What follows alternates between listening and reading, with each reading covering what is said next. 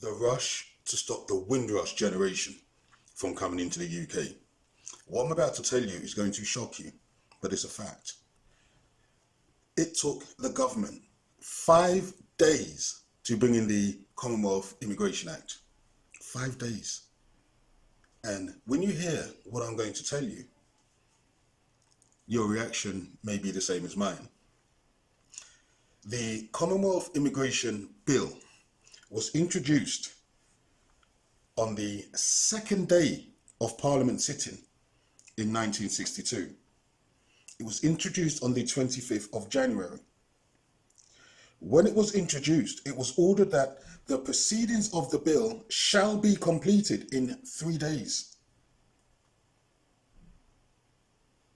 The proceedings on the third reading of the bill shall be completed in 2 days. And there was a schedule for the conclusion on the 29th of January.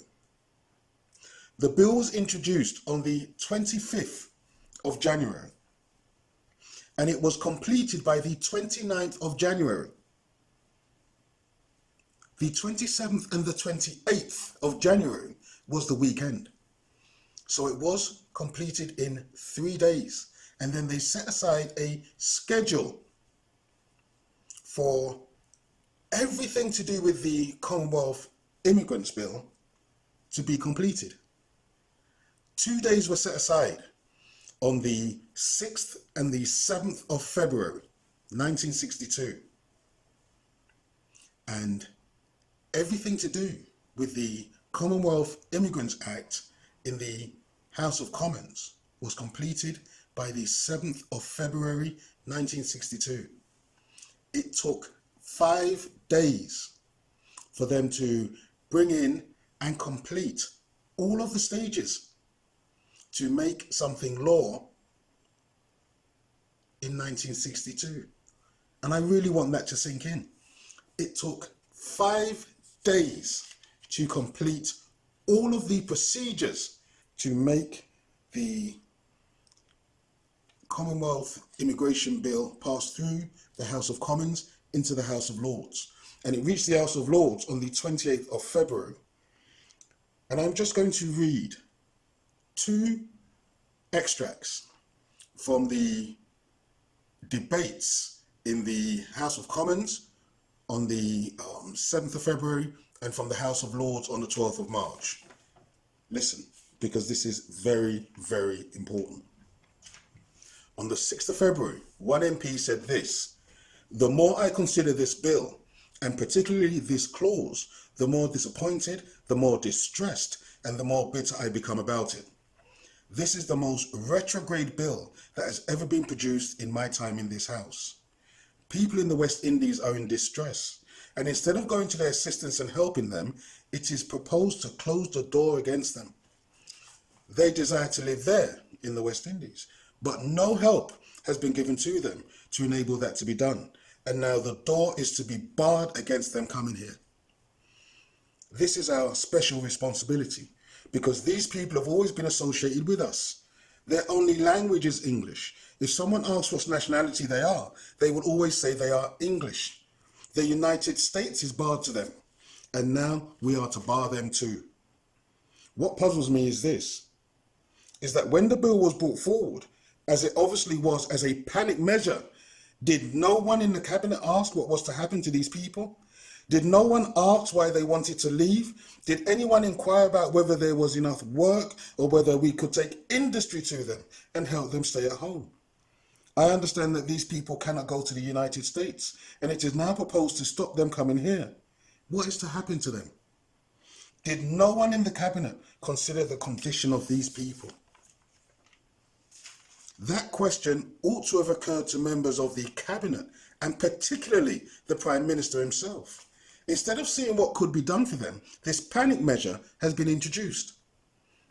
When I remember the services rendered by these people, especially during the war, it seems to me that the attitude of the government is, save me from my friends. I do not remember hearing such a phrase from anybody in this house or elsewhere during the war, when these people volunteered in their thousands to help us, what is to happen to them now? So that was one MP in the House of Commons. It then got taken up to the House of Lords, and Lord Silkin on the 12th of March said this: he thinks the bill is widely regarded in the Commonwealth as a measure of racial discrimination. He goes on, even if there were restrictions imposed upon the British on the part of the Commonwealth, I would say that we have a special place as the centre of the Commonwealth, as the mother country who should welcome her children at all times, all the more when they are in the greatest need of her, as the place which many members of the Commonwealth look to and talk to as home. There is no doubt at all that this bill will affect most of all immigration from the West Indies. You should remember that we owe a special duty to the West Indies. We must never forget their origin, and that in the past they were forcibly abducted from their homes in West Africa and taken to the West Indies and there enslaved for the enrichment of people of this country. If today these islands are overcrowded and the people poor, as they are, we have some responsibility for this, and we owe them a duty to help and not frustrate them. The people of the West Indies, and I refer to them because whatever we may say, the burden of the legislation will fall almost entirely upon them, have remained loyal and devoted to the country at all times, and particularly in the hour of our need. And they, above all, should be made welcome in the place they look to as home. This bill originated under political pressure by appeals to our lowest feelings of jealousy, prejudice, and intolerance. There can be no doubt that there has been a propaganda movement for some time on the part of MPs, but this is the outcome of several years of propaganda, and racial propaganda at that, and this bill would not have been introduced but for the success of that propaganda. A strong government would have restricted this pressure and not succumbed to it. They should not have rushed this measure by making it the first to be introduced in this session and by introducing the guillotine procedure in the House of Commons. I have never understood what was the urgency about it. This bill and the way in which it is proposed to administer it, in fact, constitutes a colour bar. One can say that this bill applies to everybody, but in fact, it is like saying that the Ritz is open to every citizen in this country, provided he can pay the charges. Of course, it applies to everybody, but in fact, it is going to be applied to coloured people far more than anybody else. We didn't know. Nobody knew. But now we know.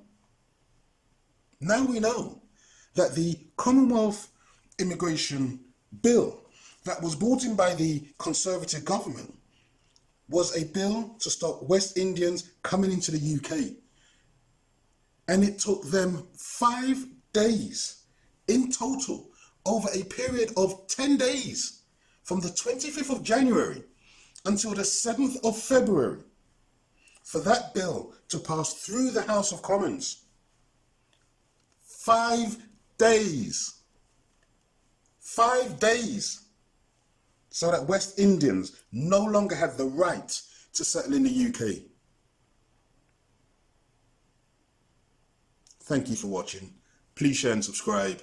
More videos coming soon.